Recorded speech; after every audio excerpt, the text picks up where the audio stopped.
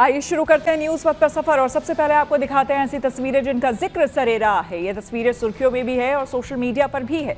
इनसे आपका बाखबर होना बेहद ज़रूरी है क्योंकि चौराहे पर इन्हीं की चर्चा है और चर्चा प्रधानमंत्री मोदी के थाईलैंड दौरे की भी है।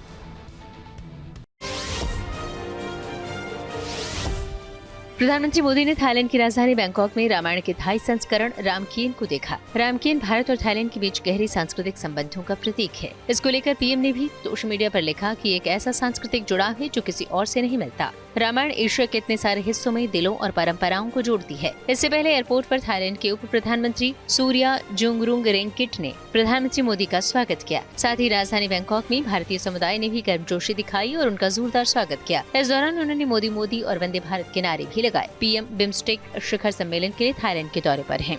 ओम हर हर नमः पार्वती पतये हर हर महादेव पिन्नादुदय शिवने पोत्रे यन्नार्दवरकुम इरवा पोत्रे जय आदि पराशक्ति भगवती की जय।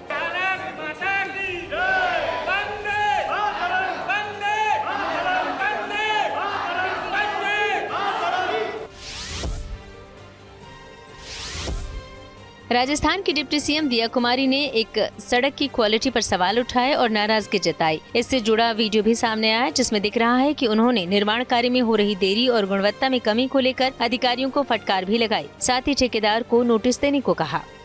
आप इन पे करिए कार्रवाई तुरंत करें। ऐसा काम, ये घटिया काम नहीं चलेगा। ये रेत दिख रही है, मुझे तो कुछ भी नहीं दिख रहा। काम ये काम है क्या? ये तो कुछ भी नहीं है। क्या ये काम दिख रहा है आपको? चौड़ाईकरण में क्या आपने लाइनें खींच दी चौक से और ये पूरा ये देखिए मिट्टी की मिट्टी है। सोशल मीडिया पर एक यूजर ने कारोबारी आनंद महिंद्रा की गिबले स्टाइल वाली तस्वीर शेयर की जो खुद आनंद महिंद्रा को भी काफी पसंद आई। इस तस्वीर में आनंद महिंद्रा को एक बाइक पर बैठा हुआ दिखाया गया। इसके जवाब में आनंद महिंद्रा ने लिखा कि उन्हें भी ये गिबले स्टाइल वाली तस्वीरें बनानी सीखनी होंगी।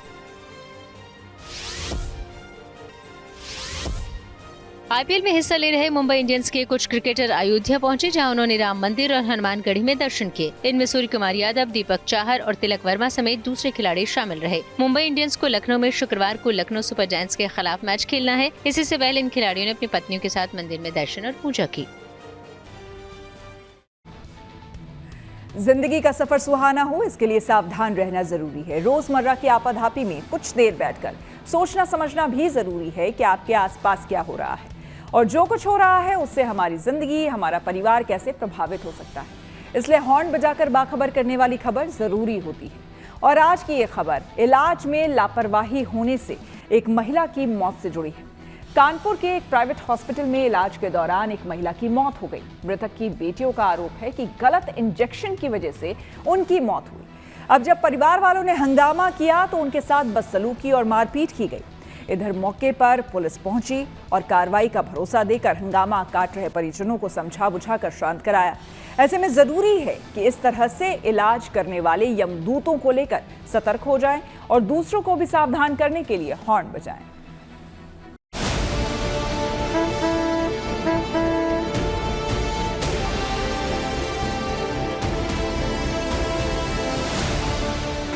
मार डाला इस हॉस्पिटल वालों ने। उनके पास सब चोला छाप डॉक्टर थे, कोई डॉक्टर नहीं था। मेरी मम्मी के साथ इन लोगों ने एक्सपेरिमेंट की। मेरी मम्मी को एक्सपायर्ड डेड बॉडी ने हैंड ओवर करके बोला कि पल्स चल रही है, फटाफट आप इंजेक्शन लेना चाहिए भैया, हमें डेड बॉडी हैंड ओवर करिए भैया, हमें इंसाफ दिलाइए भैया। कौन सा हॉस्पिटल है, कहाँ पर ये आर्शिया हॉस्पिटल, आवास विकास 3 नंबर में भैया। मेरी मम्मी को इंसाफ दिलाइए भैया।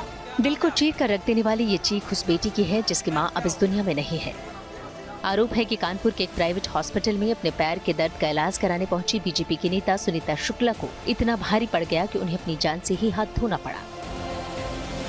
यूं तो व्यक्ति अस्पताल इसलिए जाता है ताकि वहां पर जाके उसे बेहतर इलाज मिलने पाए, उसकी समस्या का समाधान होने पाए, लेकिन कानपुर में कल रात ऐसा हुआ जो प्राइवेट अस्पतालों की कार्यशैली और स्वास्थ्य व्यवस्था पर सवाल खड़े करता है।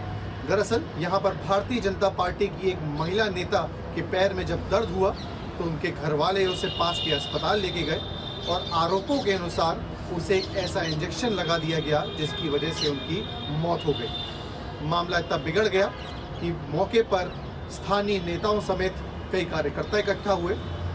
पुलिस को बीच बचाव करने में आना पड़ा, जिसके बाद मामला शांत हुआ।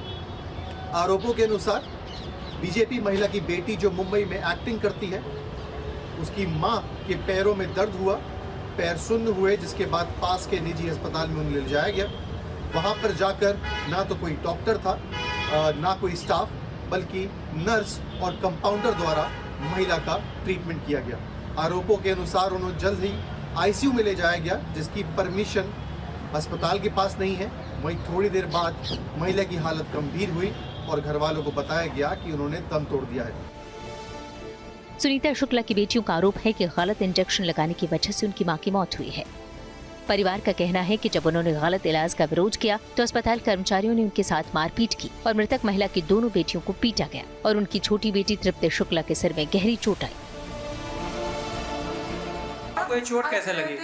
यहाँ के स्टाफ ने लड़ाई झगड़ा कर रहे थे, मेरी बहन को गाली गलौज कर रहे थे, ऊपर मेरी मम्मी के लिए कॉल लगा दिया इन्होंने कि इंजेक्शन लगा दो। ऊपर इंजेक्शन लगा के मेरी मम्मी को इन्होंने खत्म कर दिया और यहाँ पे लड़ाई झगड़ा चल रहे थे। हमारे यहाँ धक्का मुक्की हुई, मेरे चोट लगी। इन लोगों ने बहुत यहाँ पे लड़ाई झगड़ा करके आपके साथ मारपीट हुई है? मम्मी को देख के फिर मैंने खुद आपके साथ कोई मारपीट हुई है? मारपीट हुई है। इन लोगों ने गंदी गंदी गालियाँ दी है मेरी बहन को। पहले हम आपको वो सीसीटीवी की तस्वीर दिखाते हैं जहां सुनीता शुक्ला का इलाज चल रहा था। देखिए बिस्तर पर लेटी सुनीता शुक्ला दर्द से कैसे तड़प रही हैं और नर्स उनकी बिगड़ती तबीयत को संभालने की कोशिश कर रही है। लेकिन इन तस्वीरों को देखकर अंदाजा लगाया जा सकता है कि नर्स घबराई हुई दिख रही है, यानी सुनीता की तबीयत कंट्रोल से बाहर होती दिखाई दे रही है और नर्स मेडिकल इक्विपमेंट्स को समेटते हुए दिख रही है।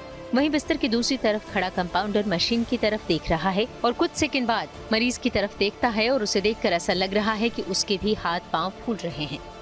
इंसाफ की गुहार लगाती मृतक सुनीता शुक्ला की बेटी भी यही आरोप लगा रही है कि डॉक्टरों की लापरवाही की वजह से ही उनकी मां की मौत हुई। मेरी मम्मी को एक्सपायर्ड डेड बॉडी हमें हैंड ओवर करके बोला कि पल्स चल रही है, फटाफट आप एजेंसी लेकर जाइए भैया, हमें डेड बॉडी हैंड ओवर करिए भैया, हमें इंसाफ दिलाइए भैया। कौन सा हॉस्पिटल है, कहाँ पर ये हॉस्पिटल? आर्शिया हॉस्पिटल आवास विकास 3 नंबर में भैया, मेरी मम्मी को इंसाफ दिलाइए भैया। जानकारी के मुताबिक बुधवार की रात अपने पैर दर्द का इलाज कराने बीजेपी के अंतर्राष्ट्रीय महिला सभा की नेता सुनीता शुक्ला कल्याणपुर के अर्शिया अस्पताल में पहुंची। उनके साथ उनकी बेटी तृप्ति और ऋचा भी थीं। तृप्ति मुंबई में फिल्म इंडस्ट्री में एक्टिंग करती हैं। बेटियों का आरोप है कि उनकी मां के पैर में दर्द था, पैर सुन्न हो रहे थे, इसका इलाज करने के लिए अस्पताल पहुँचे थे, लेकिन वहाँ डॉक्टर नहीं था। नर्स और कंपाउंडर ने मरीज को देखा और वो देखते ही उन्हें आईसीयू में ले गए। वहाँ उन्होंने इंजेक्शन लगाया, जिससे उनकी हालत अचानक बिगड़ गई और उनकी मौत हो गई। मेरी मम्मी को सिर्फ एक सिंपल सा साधारण पैरों में पेन था, पैरों में पेन था। मेरी मम्मी को बहुत मैंने एम्बुलेंस करी, एम्बुलेंस वाला आया और उसने क्या करा भैया, सीधा मेरी मम्मी को आईसीयू में एडमिट कर दिया और हम लोगों को धक्का दे के बाहर निकाल दिया भैया। हम अपनी छोटी बहनों के साथ आए थे भैया। मृतक की बेटियों का ये भी आरोप है कि जब उन्होंने हॉस्पिटल स्टाफ से इंजेक्शन के बारे में पूछा तो वो बदसलूकी पर उतर आए, क्योंकि परिवार वाले ये जानना चाहते थे कि दर्द तो पैर में था और ऐसा कौन सा इंजेक्शन लगा दिया कि मरीज की मौत हो गई। परिवार वालों के इन सवालों को सुनकर हॉस्पिटल स्टाफ भड़क गया, उनसे मारपीट और बदसलूकी की। क्या दिक्कत रही, क्यों ऐसा हो गया, क्या लगता है? भैया हम यहाँ पे सिर्फ अपनी मम्मी के पैरों का ट्रीटमेंट लेकर यहाँ पर आए थे, लेकिन हमारे साथ इन्होंने ये जो यहाँ के हॉस्पिटल के ओनर है, इन्होंने बहुत बदसलूकी करी है भैया, बहुत अभद्रता करी है, बहुत गाली। किसने बदसलूकी? भैया शुक्ला करके कोई ओनर अपने आप को बता रहा है। अंकल फुटेज है, सीसीटीवी फुटेज मेरे वीडियो में और इस हॉस्पिटल के कैमरे में भैया देखिए, मेरे साथ हाथापाई हुई है। अच्छा, आपकी माता जी का क्या नाम था, क्या करती थी? मेरी मम्मी सुनीता शुक्ला भारतीय जनता पार्टी से राष्ट्रीय सचिव अंतर्राष्ट्रीय ब्राह्मण महिला संगठन से। मेरी मम्मी ने भारतीय जनता पार्टी के लिए बहुत कुछ अपना तन मन धन सब कुछ समर्पित। अब अस्पताल वाले क्या कह रहे हैं? अब अस्पताल वाले ने भैया मेरी मम्मी को आपके सामने वीडियो आपके सामने भैया मेरी मम्मी को मार डाला भैया, मेरी मम्मी के साथ एक्सपेरिमेंट करा, गलत एक्सपेरिमेंट करा, बिना किसी डॉक्टर के अपने अनट्रेन्ड स्टाफ को लगा के मम्मी पे पूरा एक्सपेरिमेंट करके भैया।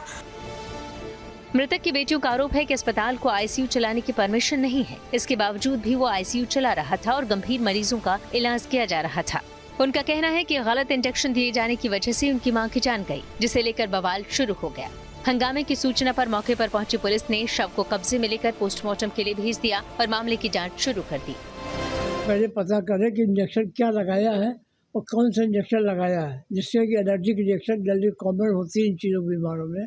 इसके लिए हम लोगों को मरीज़ के वाइटल्स चेक करने होते हैं, जिसमें है कि ब्लड प्रेशर है, पल्स रेट है, ऑक्सीजन लेवल है, लंग्स का रेस्पिरेशन क्या पोजीशन है, हार्ट की पोजीशन क्या है, और ब्लड प्रेशर कम हो रहा है, ज़्यादा हो रहा है, या प्रेशर को डिहाइड्रेशन हो रहा है।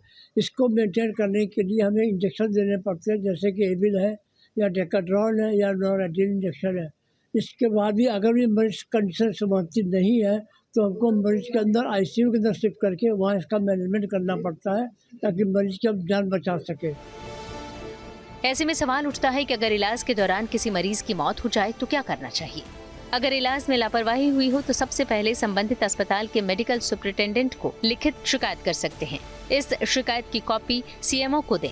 अगर शिकायत पर जवाब न मिले या आप जवाब से संतुष्ट नहीं हो तो संबंधित राज्य के स्टेट मेडिकल काउंसिल में शिकायत दर्ज करा सकते हैं। अगर यहाँ भी उचित समाधान नहीं होता है तो इंडियन मेडिकल काउंसिल में शिकायत कर सकते हैं। लापरवाही आपराधिक लगे तो स्थानीय पुलिस थाने में भी शिकायत की जा सकती है। पीड़ित के पास क्रिमिनल और सिविल केस दोनों का विकल्प होता है। वहीं कंज्यूमर प्रोटेक्शन एक्ट के तहत पीड़ित संबंधित डॉक्टर के खिलाफ कंज्यूमर कोर्ट भी जा सकते हैं। इसके साथ सवाल ये भी है कि अगर इलाज के दौरान मरीज की मौत हो जाती है तो कानून क्या कहता है। इलाज में लापरवाही के कारण मरीज की मौत हो जाए तो परिवार वाले आरोपी डॉक्टर के खिलाफ बीएनएस की धारा 304A के तहत केस दर्ज करा सकते हैं। दोषी पाए जाने पर डॉक्टर को 2 साल तक की सजा या जुर्माना या दोनों हो सकती है। इसके अलावा चिकित्सकीय लापरवाही के मामले में बीएनएस की धारा 337 और 338 के अंतर्गत भी मुकदमा किया जा सकता है। इसमें 6 महीने से लेकर 2 साल तक की जेल और जुर्माने का प्रावधान है। मृतक के परिवार वालों की माने तो गलत इंजेक्शन देने से उनकी मौत हुई। जाहिर है कि ये आरोप बेहद गंभीर हैं और इसे लचर स्वास्थ्य चिकित्सा को लेकर भी सवाल खड़े होते हैं। ऐसे में जरूरी है कि इस तरह से इलाज करने वाले यमदूतों को लेकर सतर्क हो जाएं और दूसरों को भी सावधान करने के लिए हॉर्न बजाएं।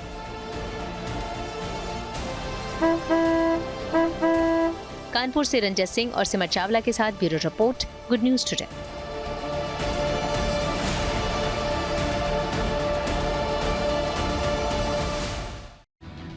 लोकसभा में बुधवार को वक्फ बिल पर वोटिंग के दौरान गैर हाजिर रहने वाले बीजेपी सांसदों से पार्टी ने मांगा है जवाब। आइए सीधे आपको ले चलते हैं न्यूज एक्सप्रेसवे पर, जहां देश भर की कुछ और जरूरी खबरें कर रही हैं आपका इंतजार।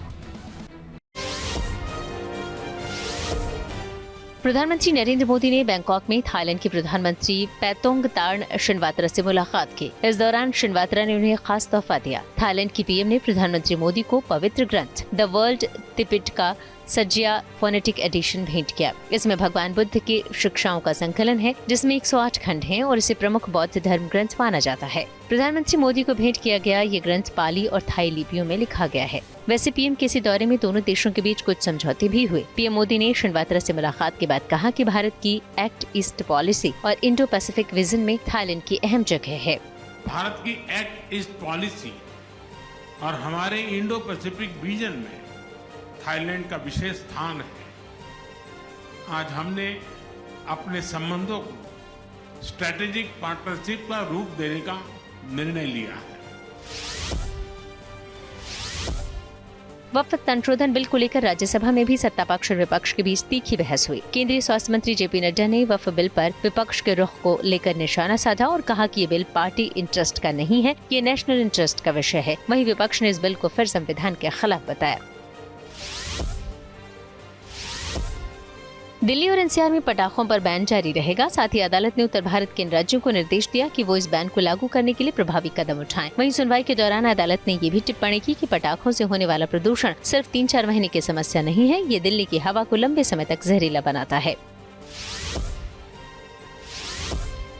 यूपी के ग्रेटर नोएडा में एक शख्स को अपनी महंगी गाड़ी पर पुलिस लाइट लगाना महंगा पड़ गया। पुलिस ने इस मामले में कार्रवाई की और 52,000 रुपए का चालान काटते हुए गाड़ी सीज कर दी। आरोप है कि ये शख्स लोगों के बीच अपना रौब जमाने के लिए ऐसा करता था। हालांकि फिर ऐसी लाइटों से जुड़ा गाड़ी का वीडियो वायरल हुआ तो पुलिस ने आरोपी को भी हिरासत में ले लिया। झारखंड के धनबाद में एक परिवार ने अपने डॉगी का जन्मदिन धूमधाम से मनाया। इसके लिए एक पार्टी का आयोजन हुआ जिसमें बड़ी संख्या में मेहमानों को बुलाया गया था। डॉगी कुकी के 3रे बर्थडे पर बाकायदा केक काटकर जन्मदिन सेलिब्रेट किया गया। और खबरों के एक्सप्रेस पे से आगे रुक करते हैं सियासी ढाबे का, जहां आज की सबसे दिलचस्प खबर मौजूद है। दिल्ली में बिजली कटौती के खिलाफ आम आदमी पार्टी ने बीजेपी सरकार के खिलाफ हल्ला बोल दिया है। आज आम आदमी पार्टी के कार्यकर्ताओं ने हाथों में बैनर लेकर सड़कों पर प्रदर्शन किया और आरोप लगाया कि दिल्ली में बीजेपी की डबल इंजन की सरकार बनने के बाद से दिल्ली वालों को लंबे लंबे पावर कट से जूझना पड़ रहा है। पावर कट से परेशान लोगों को सड़कों पर उतरकर प्रदर्शन करना पड़ रहा है और सड़कें जाम है तो बीजेपी ने भी पलटवार किया है और कहा है कि पावर कट सिर्फ मेंटेनेंस के दौरान हो रहा है, जो कि सामान्य प्रक्रिया है, जबकि आम आदमी पार्टी जनता को गुमराह करने की कोशिश कर रही है।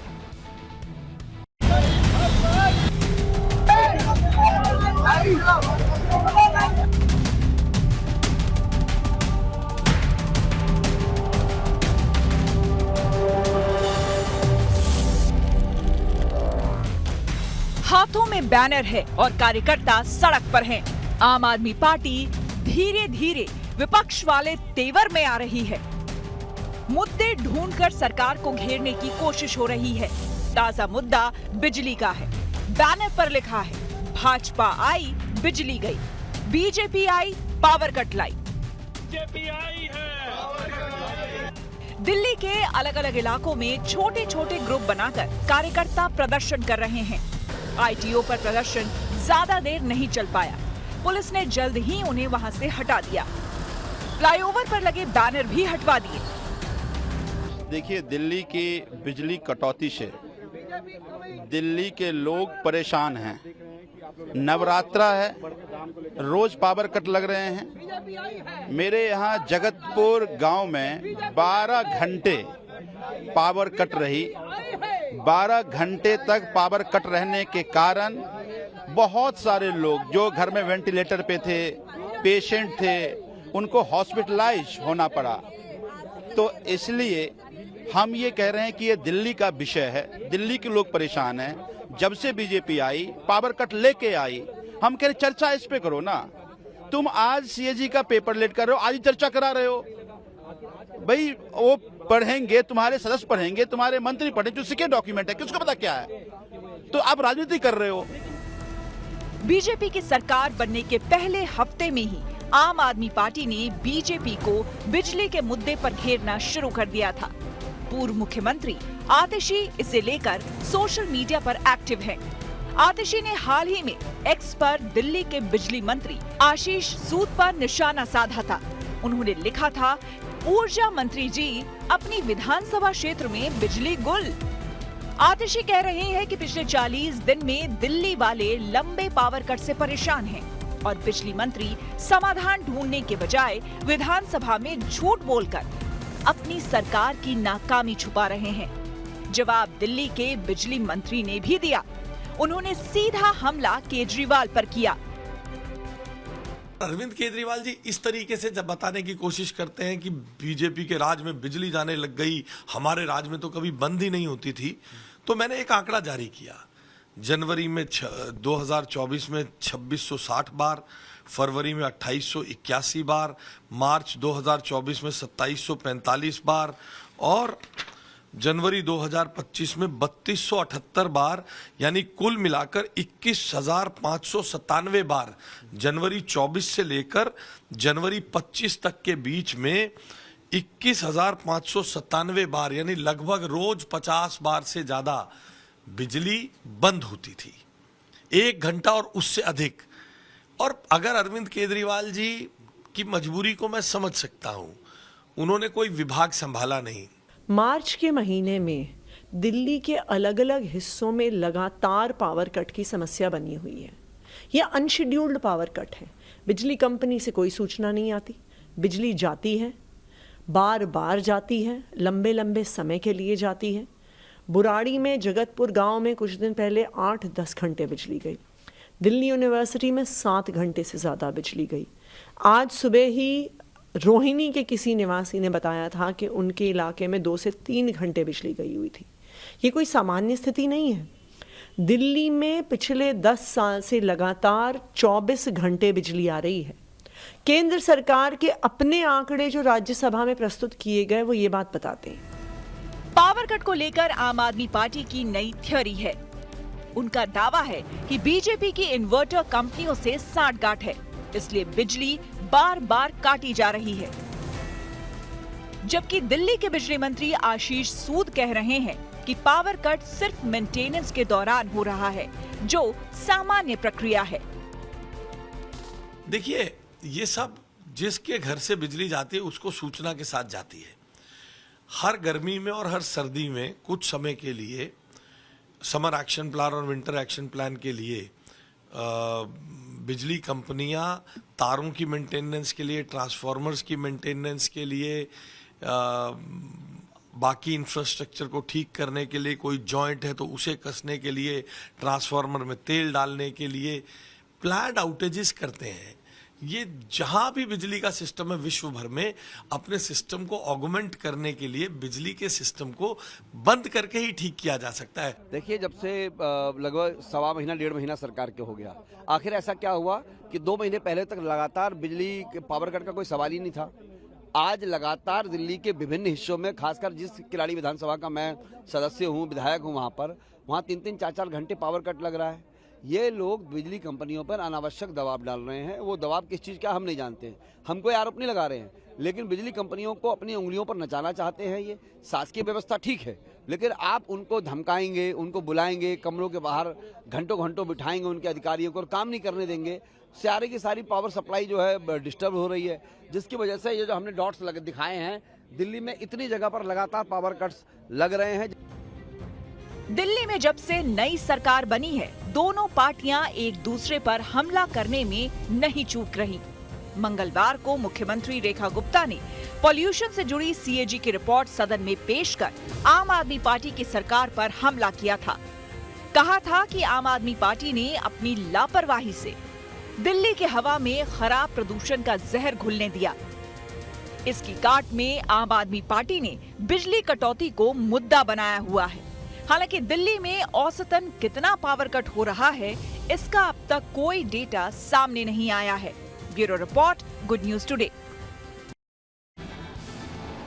न्यूज पर आगे है धन बाजार, जहां शेयर बाजार से लेकर कारोबार तक की सभी अहम खबरें होती हैं, जिसका सीधा रिश्ता आपकी आमदनी आपकी जेब से होता है। तो तेज रफ्तार खबरों के बीच ये जरूरी खबरें छूट ना जाए, इसलिए सीधे आपको ले चलते हैं धन बाजार। अमेरिकी राष्ट्रपति ट्रंप के नए टैरिफ ऐलान का असर दुनिया भर के शेयर बाजार के साथ साथ भारतीय बाजार पर भी दिखा। गुरुवार को भारतीय शेयर बाजार लाल निशान पर बंद हुआ। हालांकि इसमें दूसरे देश के शेयर बाजार के मुकाबले ज्यादा कमजोरी नहीं रही। सेंसेक्स 322 अंक नीचे 76,295 पर खिसक गया। वहीं निफ्टी भी 82 अंक फिसला, ये 23,250 पर बंद हुआ। सोने की कीमतों में तेजी आई। गुरुवार को दिल्ली सर्राफा बाजार में सोना 200 रुपए महंगा हुआ। इसके साथ ही अब दिल्ली में 10 ग्राम सोने की कीमत बढ़कर 94,350 रुपए पर पहुंच गई। हालांकि चांदी की कीमतों में लगातार गिरावट देखी जा रही है। चांदी फिर 1,000 रुपए लुढ़की। अब 1 किलो चांदी की कीमत घटकर 1,05,000 रुपए पर आ गई। अमेरिकी राष्ट्रपति डोनाल्ड ट्रंप के नए टैरिफ ऐलान के बाद व्हाइट हाउस ने एक लिस्ट जारी की, जिसमें बताया गया कि किन देशों पर कितना टैरिफ लगाया गया है। इस लिस्ट के मुताबिक भारत पर 27% टैरिफ लगाया जा रहा है, जबकि इससे पहले ट्रंप ने अपने बयान में से 26% बताया था। वैसे कहा जा रहा है कि नए टैरिफ को लेकर भारत सरकार के अधिकारी लगातार ट्रंप प्रशासन के संपर्क में हैं और इस मसले को सुलझाने का प्रयास किया जा रहा है। पीपीएफ के खाताधारकों के लिए सरकार एक राहत भरी खबर लेकर आई है। पीपीएफ अकाउंट में नॉमिनी का नाम अपडेट या जोड़ने के लिए अब कोई शुल्क नहीं लगेगा। सरकार ने नोटिफिकेशन जारी कर ये आवश्यक बदलाव किए हैं। वित्त मंत्री निर्मला सीतारमण ने सोशल मीडिया प्लेटफॉर्म एक्स पर पोस्ट कर बताया कि पीपीएफ खातों के लिए नामांकित व्यक्तियों के अपडेशन पर शुल्क को हटाने के लिए 2 अप्रैल 2025 की राजपत्र अधिसूचना के माध्यम से 50 रुपए का शुल्क खत्म कर दिया गया है। न्यूज पथ के सफर में अब सोशल अड्डा का रुख करते हैं, जहां आज बात होगी उत्तराखंड की। देवभूमि उत्तराखंड में धामी सरकार ने एक और बड़ा फैसला लेकर कई जगहों के नाम बदल दिए। धामी सरकार ने उत्तराखंड में 4 जिलों के 17 स्थानों और 2 सड़कों के नाम बदलने का फैसला लिया। इन जगहों के उर्दू नामों को बदलकर हिंदू नाम रखने का फैसला लिया गया है। नए नाम वाली ये जगहें हरिद्वार, देहरादून, नैनीताल और उधम सिंह नगर है। हरिद्वार जिले में औरंगजेबपुर का नाम बदलकर शिवाजी नगर किया गया है। वहीं गाजीवली का नाम बदलकर आर्यनगर किया गया है और चांदपुर अब ज्योतिबा फूले नगर के नाम से जाना जाएगा। मोहम्मदपुर जट का नाम बदलकर मोहनपुर जट होगा, जबकि खानपुर कुर्सली का नाम बदलकर अंबेडकर नगर होगा। वहीं इदरीशपुर का नाम बदलकर नंदपुर किया गया है और खानपुर का नाम बदलकर श्री कृष्णपुर होगा। अकबरपुर फजलपुर का नाम बदलकर विजय नगर होगा। आसफ नगर का नाम अब देवनारायण नगर होगा और सलीमपुर राजपूताना का नाम बदलकर शूरसेन नगर होगा। राजधानी देहरादून में मियाँवाला का नाम बदलकर रामजी वाला किया गया है, जबकि पीरवाला का नाम केसरी नगर होगा। चांदपुर खुर्द का नाम पृथ्वीराज नगर होगा और अब्दुल्लापुर अब दक्ष नगर के नाम से जाना जाएगा। नैनीताल और उधम सिंह नगर में भी कुछ जगहों के नामों में अहम बदलाव किए गए हैं। हल्द्वानी में नवाबी रोड का नाम बदलकर अटल मार्ग किया गया है और पंचक्की से ITI मार्ग का नाम गुरु गोवलकर मार्ग होगा। वहीं उधम सिंह नगर में नगर पंचायत सुल्तानपुर पट्टी का नाम कौशल्यापुरी होगा। उत्तराखंड के CM पुष्कर सिंह धामी ने कहा है कि इन जगहों के नए नाम जन भावनाओं और संस्कृति के अनुरूप रखे गए हैं। लोगों को लंबे समय से प्रतीक्षा थी कि वहाँ के नाम वहाँ की जन भावनाओं के अनुरूप होना चाहिए, वहाँ की संस्कृति के अनुरूप होना चाहिए, वहाँ के जो हमारी संस्कृति है उसके अनुरूप होने चाहिए। साथ ही जो हमारे उन क्षेत्रों के महापुरुष रहे हैं या उनका उस क्षेत्र में उस प्रकार की संस्कृति में योगदान रहा है, ऐसे नाम और राज्य का जो हमारा स्वरूप है देवभूमि के अनुरूप होने चाहिए। तो लोगों की जन भावनाओं के अनुरूप सभी के जो सुझाव आए थे उसके अनुरूप इन नामों की घोषणा की गई है, जिसका लोगों ने स्वागत किया है।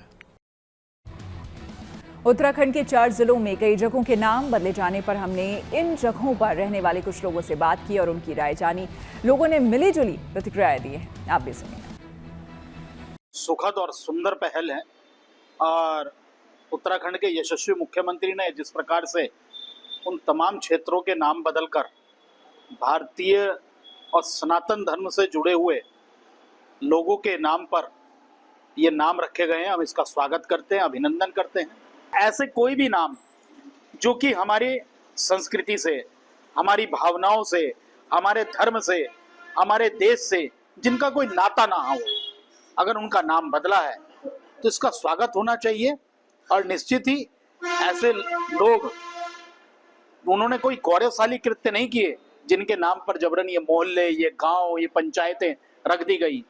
अब उनको बदल दिया गया है तो इसका स्वागत करते हैं, अभिनंदन करते हैं। मुख्यमंत्री ने जो सराहनीय काम किया है इसके लिए उनको बहुत शुभकामना, बहुत आशीर्वाद है। आने वाले समय में उनको जो काली सेना का ड्राफ्ट है स्टेट को लेकर के, उस देवभूमि के ड्राफ्ट को लागू करके उत्तराखंड को पूर्णतः देवभूमि घोषित करके मांस और मदिरा पर पूरी तरह प्रतिबंध लगा करके इस देवभूमि की गरिमा को वापस करना चाहिए। ये उनकी छोटी मानसिकता का परिचय है। जो नाम पुराने हैं, किस इतिहास की वजह से रखे हुए, इनको जाने सोचे ना कि एक लोगों के अंदर ये वातावरण बने कि साहब एक वर्ग विशेष को हम नाम बदलकर उनको अपमानित करने का काम कर रहे हैं। बहुत निंदनीय काम है और नाम बदलने से कोई इतिहास नहीं बदलता है। हमें इसका जी विरोध है। गांव का नाम जो चेंज हुआ है हमारा चांदपुर है। चांद को सभी मानते हैं, हिंदू मुस्लिम सभी मानते हैं। हमारा कोई है जो गांव का नाम था, फिलहाल मुगलों ने तो कभी चेंज नहीं किया, तो कभी पुरखों से 10 नस्लें चली गई, तभी से इसका नाम चांदपुर है। और ये चांदपुरी रहे तो इसमें अच्छा रहेगा। इसमें बहुत ज़्यादा दिक्कत होगी, कागजों में चेंज कराना पड़ेगा और फिर से लाइन लगेगी ऐसे ही, तो इसलिए ये चांदपुरी रहे तो बहुत बेहतर रहेगा। हमारे जो चांदपुर का जो गांव का नाम था वो सदियों से चांदपुर नाम चला रहा है। चांदपुर को जो पहले से सदियों से चला रहा है, चांद को सभी लोग मानने वाले हैं। इसमें कोई ऐसा मामला नहीं है जिससे कि गांव का नाम बदलने में कोई ऐसी हो। हमारे यहाँ यही है कि हमारा गांव जो चांदपुर रहना चाहिए, सब नहीं चाहते कि बदलाव। कोई राय शुमारी नहीं हुई इसको नाम बदलने से पहले? नहीं, कोई इस बारे में पूछा नहीं गया हमसे। अगर यहाँ कोई कॉलेज डिग्री या कुछ भी आ रहा हो, बड़ी एयरपोर्ट या कुछ, जब तो नाम चेंज करना फायदा इसमें। और छोटा सा गांव है, 1001 वोट है यहाँ से। बहुत अच्छा है। कहीं शिवाजी नगर है, हमारे कहीं पृथ्वीराज जी के नाम पे रखा गया है, तो शौर्य की बात है ये। कम से कम अपने गांव से, अपने क्षेत्र को एक शौर्य के रूप में देखिए उनको, उन बातों को। और धन्यवाद है मुख्यमंत्री पुष्कर सिंह धामी जी कि जो तुमने एक कदम उठाया है। निश्चित बात है उत्तराखंड की जनता तो सराहना करेगी, परंतु भारतीय संदेश एक अच्छा जाएगा। गुलामी की परंपरा, उस मानसिकता को खत्म करने के लिए जो पूर्व के नाम रहे हैं उनको उनके वास्तविक स्वरूप में लाया जाए, ऐसी मांग की थी सुल्तानपुर पट्टी के लिए। और सूबे के मुखिया पुष्कर सिंह धामी जी ने इस मांग को माना और तात्कालिक रूप से विभिन्न क्षेत्रों का जैसे रुड़की और जिला हरिद्वार, जिला नैनीताल और उधमसिंह नगर जिले के इस ब्लॉक सुल्तानपुर पट्टी का भी नाम परिवर्तित किया है। उसके लिए इनका हृदय से आभार है और पूरे क्षेत्र में सनातनों में और जो देश के संविधान में विश्वास रखता है उन सभी में कहीं ना कहीं खुशी की लहर है। हम यह हमारा पूरा व्यापार मंडल इसके समर्थन में और साथ में सुल्तानपुर पट्टी का नाम जो कौशल्यापुरी करा गया है, इसका नगर पंचायत सुल्तानपुर पट्टी की समस्त या संपूर्ण जनता एक हर्ष का माहौल है आज और एक दीपावली के त्योहार की तरह से मना रही है। अब इससे जो आने वाली जनरेशन है, जिनकी मार्कशीटें सुल्तानपुर से बनी हुई हैं, जिनके आधार कार्ड, जिनके पहचान पत्र, जिनके पैन कार्ड बने हुए हैं, ये सारे के सारे रद्द हो जाएंगे और फिर हम 10-10 हजार रुपए लगा करके अपने बच्चों के फिर बनवाते फिरेंगे। नाम बदलने से कुछ नहीं होता। भारत में एआई पर बोले सैम ऑल्टमैन। टेक्नोलॉजी से जुड़ी ऐसी जरूरी खबरों को जानने समझने के लिए आइए चले डिजिटल गली। मोटोरोला ने अपने यूजर्स को एक तोहफा दिया। दरअसल उसने मोटोरोला एज 60 फ्यूजन लॉन्च कर दिया। इसकी शुरुआती कीमत 23,000 रुपए रखी गई है। हालांकि डिस्काउंट के साथ ही आपको 21,000 रुपए में मिल सकता है। इसमें 12 GB रैम और 50 मेगापिक्सल का प्राइमरी सेंसर और 32 मेगापिक्सल का सेल्फी कैमरा दिया गया। इसके अलावा मोटोरोला एज 60 फ्यूजन में आपको आर्टिफिशियल इंटेलिजेंस के भी फीचर जोड़े गए हैं। और अब रुक करते हैं प्रगति मार्ग का, जहां ऐसी खबरें हैं जो कि देश की तरक्की, प्रगति और लोगों की काबिलियत दिखाती है। यहाँ आज हम आपको लिए चलेंगे दिल्ली के वजीराबाद वाटर ट्रीटमेंट प्लांट, जहाँ हरियाणा से दिल्ली के लिए छोड़ा गया पानी स्टोर होता है और यहीं से ट्रीट होकर दिल्ली वालों को पीने का पानी मिलता है। दिल्ली के कैबिनेट मंत्री प्रवेश वर्मा ने आज इस प्लांट का निरीक्षण किया।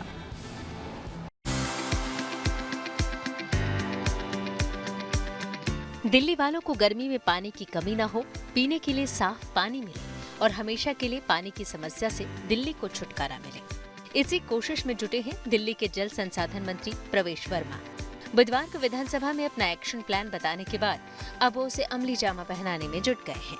शुरुआत की वजीराबाद वाटर ट्रीटमेंट प्लांट के निरीक्षण से, ताकि समस्याओं को शुरू से समझा जा सके। असल में वजीराबाद वाटर ट्रीटमेंट प्लांट में ही सबसे पहले हरियाणा से दिल्ली के लिए छोड़ा गया पानी आकर स्टोर होता है।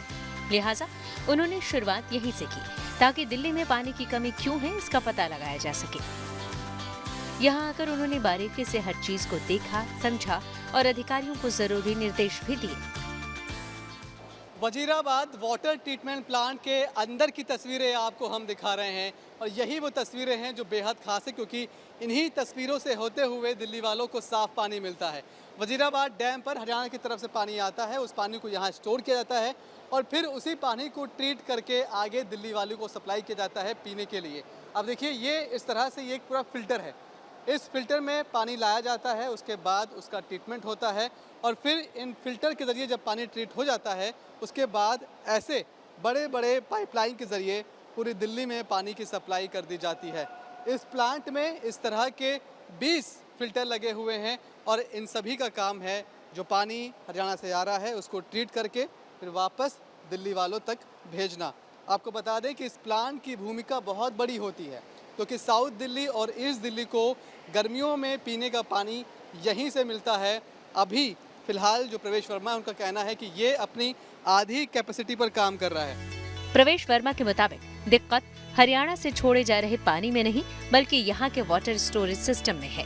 उनके मुताबिक नदी में सिल्ट होने की वजह से ये प्लांट अभी अपनी पूरी कैपेसिटी के साथ काम नहीं कर रहा है। उन्होंने कहा कि 1 महीने के भीतर यहाँ डिसिल्टिंग का काम पूरा किया जाएगा, ताकि ये प्लांट अपनी पूरी क्षमता के साथ काम कर सके। अभी इसकी सफाई चल रही है। दूसरा, इसमें डिसिल्टिंग का जो बड़ा काम होना है वो अगले 1 से 1.5 महीने में होने की उम्मीद है। जब वो हो जाएगा तो पानी यहाँ पे डबल स्टोर होगा, उससे हमको फ़ायदा मिलेगा। पानी हमको मिल रहा है, हमको अपने पानी की स्टोरेज वहाँ पे डिसिल्टिंग कराना, अपने सारे WTP को उनको ठीक ठाक हालत में रखना, वो अपनी पूरी कैपेसिटी में चले और अच्छा क्वालिटी वाटर दें। तो हमको अपने लीकेज को दुरुस्त करने की ज़रूरत है। पानी हमको पड़ोसी राज्य से पूरा पर्याप्त मिल रहा है और मिलता रहे। वजीराबाद वाटर ट्रीटमेंट प्लांट पहुंचे प्रवेश वर्मा उस जगह भी पहुंचे जहां से पानी ट्रीट होकर निकलता है। यहां उन्होंने खुद अपने हाथों से एक फ्लास्क में पानी निकाला और फिर उसकी क्वालिटी चेक की। पानी को पहले सूंघ कर देखा और फिर पिया भी। हमारे संवाददाता से भी इसकी पुष्टि की। तस्वीरें बेहद खास है, क्योंकि खुद यहाँ पर प्रवेश वर्मा आप देखिए उस पानी को पी रहे हैं। दिल्ली सरकार की कोशिश है कि दिल्ली वालों को पीने के लिए साफ पानी मिले। प्रवेश वर्मा ने कहा कि वो सभी WTP से लेकर हर उस सोर्स का निरीक्षण करेंगे जहां से दिल्ली वालों को पहुंचने वाला पानी प्रभावित होता है। साथ ही वो दिल्ली में पानी के स्थायी समाधान के अपने एक्शन प्लान पर भी काम करते रहेंगे। पानी आपने पिया, कैसा पानी था? इतना स्वादिष्ट पानी कि मैं सोच नहीं सकता था कि दिल्ली के अंदर इतना स्वादिष्ट होने के बाद मुझे लगता है कि दिल्ली के लोगों को अपने घरों से किचन से RO हटा देने चाहिए। बहुत बढ़िया। तो कह रहे हैं कि किचन से लोगों को RO हटा देना चाहिए। यही वो आउटलेट है जहां से पानी को निकाला गया था, फिल्टर किया गया था और फिर इसी पानी को प्रवेश वर्मा ने खुद सूंघ कर देखा है, पिया है उस पानी को, लोकल विधायक उस पानी को पिया है।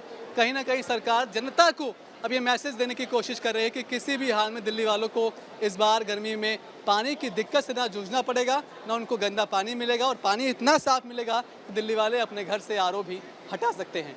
कैमरामैन शैलेंद्र के साथ Manish Chaurasia, good news today, Delhi. इसी के साथ न्यूज़ वक्त में मेरे यानी कि श्वेता झा के साथ फिलहाल इतना ही। देश दुनिया की तमाम पॉजिटिव खबरों के लिए देखते रहिए गुड न्यूज़ टुडे।